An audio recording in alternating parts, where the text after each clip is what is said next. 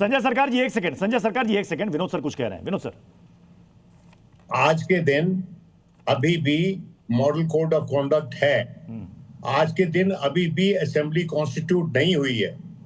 सिर्फ एक कागज लेके गए हैं और गवर्नर साहब के पास, वहां पर जो स्टेट इलेक्शन कमिश्नर है, इलेक्शन कमीशन के जो लोग हैं।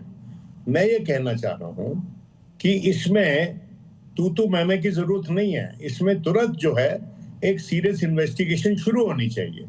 और वो कैसे होगी?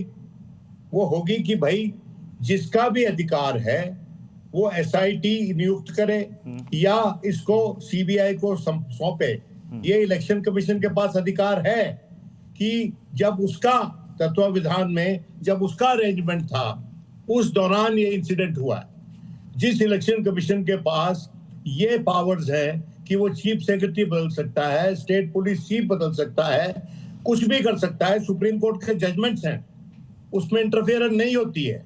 वहां आखिरी जो जजमेंट होती है, आखिरी जो अधिकार होता है उसका इलेक्शन कमीशन का होता है। तो इसमें तुरंत इस केस को तू मैमे से थोड़ी, इस स्टूडियो में थोड़ी रिजॉल्व हो जाएगा केस। जल्दी से जल्दी इस केस को सीबीआई को सौंप देना चाहिए और सीबीआई इस पे काम करना शुरू कर दे। जितनी देर होगी एविडेंस डिस्ट्रॉय होगा, जितनी देर होगी जो जिन लोगों ने आज हादसे को अंजाम दिया है वो फरार होने में सफल हो जाएंगे। और अगर मोटरसाइकिल मिल गई है तो आपके पास एक बड़ा एविडेंस है आज के दिन, और उस एविडेंस में उसमें आपको डीएनए का एविडेंस मिलेगा, फॉरेंसिक जांच का एविडेंस मिलेगा, कौन लोग उस पर बैठे थे उस मोटरसाइकिल पे। जो बैठता है उसका भी डीएनए सैंपल ही आ सकता है, वो जो मोटरसाइकिल के ऊपर से। मैं ये कहना चाहता हूं कि एक साइंटिफिक इन्वेस्टिगेशन की जरूरत है, पॉलिटिकल तू मैमे की जरूरत नहीं है। ये सीरियस हादसा है। किसी एक बड़े लीडर के जो पर्सनल असिस्टेंट है उसको कत्ल किया गया। इसमें उसके कई एंगल्स हो सकते हैं। ये भी हो सकता है कि Shubhendu Mukherjee Shubhendu was the target. ये भी हो सकता है कि उसका कोई व्यक्तिगत मामला हो। ये भी हो सकता है कि उससे किसी को डर हो। तो कई इसके डायमेंशंस हैं और जल्दी से जल्दी इन्वेस्टिगेशन शुरू होनी चाहिए। तो जांच के बाद सामने आएगा। मैं दीपक झा, चूंकि अभी मैंने रिजू दत्ता का बयान सुनाया जिसमें वो बीजेपी और बीजेपी के नेताओं की तारीफ कर रहे हैं नतीजों के बाद जी, और साथ ही वो ये कह रहे हैं कि मैं तृणमूल में था, प्रेशर में था, मैंने कुछ कह दिया हो तो मुझे आप माफ कर दो। तो क्या बंगाल में सत्ता के साथ रहना तभी सुरक्षा की गारंटी है? देखिए प्रत्युष जी, बात बंगाल की नहीं है, पूरे देश में लागू होती है। आप देखिए ना, जहां जहां बीजेपी सत्ता में आते हैं वहां के सारे विरोधी नेता ईडी के डर से, इनकम टैक्स के डर से, पुलिस के डर से, आप नाम लीजिए कोई भी स्टेट, सारे के सारे बड़े नेता दूसरी पार्टियों के, विरोधी दलों के, सब भाजपा में आ जाते हैं।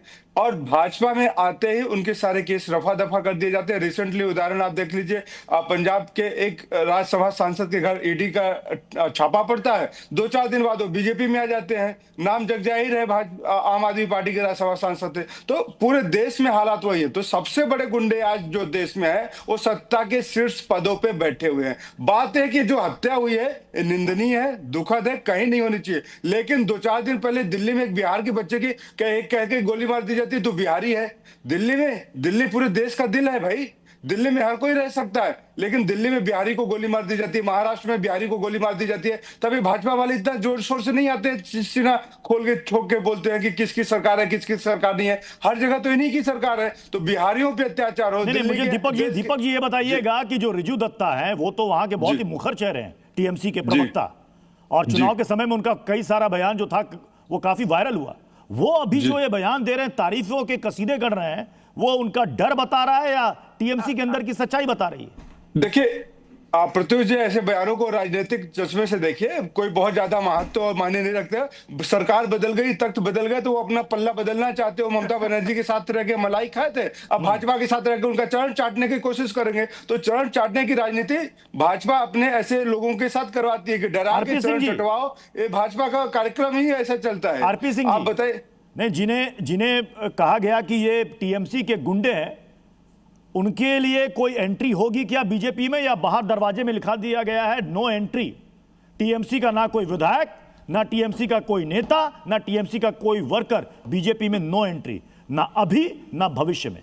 नहीं, टीएमसी के गुंडों को तो कहीं छूट है नहीं, जेल जाना पड़ेगा सब टीएमसी के गुंडों को। वो बेशक जितने बड़ी मर्जी पद पर हो, जितने मर्जी बड़े ओहदे पर हो, सांसद हो नहीं सांसद हो, जो मर्जी हो, जितने गुंडे हैं वो सबके सबके सब जेल जाएंगे, सबके सब जेल जाएंगे। परंतु आप ये समझिए, दीपक जी अपनी बारी में बोलेगा। दीपक जी अपनी बारी। दिक्कत होगी ये राहुल गांधी की भी आदत पड़ेगी यहाँ पर। क्या है कि ये अभी कह रहे थे ईडी की रेड, आज ईडी की रेड हुई पंजाब में, वहां से भरे बड़े बड़े बैग, कैश के भरे बैग ऊपर से छत से फेंके गए नीचे, जिसकी रेड हो रही थी। वो कैश करो आम आदमी पार्टी का कार्यकर्ता है। अरे कैसी बात करते हैं आप। यही पार्था चैटर्जी के घर से 50 करोड़ रुपया पाया गया था, 50 करोड़ रुपया। मशीन गिनती नहीं कर पा रही थी। ये असल में क्या कि मैंने कहा ना कि लोग वहाँ की जो संस्कृति पर, मूल संस्कृति पर कुठाराघात हो रहा था, उसके नाराजगी में लोगों ने वोट डाला है। भ्रष्टाचार जिस प्रकार से व्यापक था, उसको लेकर लोगों ने नाराजगी में वोट डाला है। जिस प्रकार महिलाओं के साथ दुष्कर्म हो रहे थे, आरजीकर हो, दुर्गापुर हो, लॉ कॉलेज हो, कलकत्ता लॉ कॉलेज हो, जिस प्रकार से होता था और ममता बनर्जी कहती थी हुआ तो हुआ, ये उसका गुस्सा है। परंतु ये ममता बनर्जी के गले से नहीं उतर रहा। और अफसोस ये है कि कल तक राहुल गांधी भी यही कह रहे थे कि आपने पोलराइजेशन कर दिया, आपके यहाँ भ्रष्टाचार था। आज कह रही नहीं, ममता बनर्जी के साथ अन्याय हुआ। ये क्या दोहरा मापदंड है।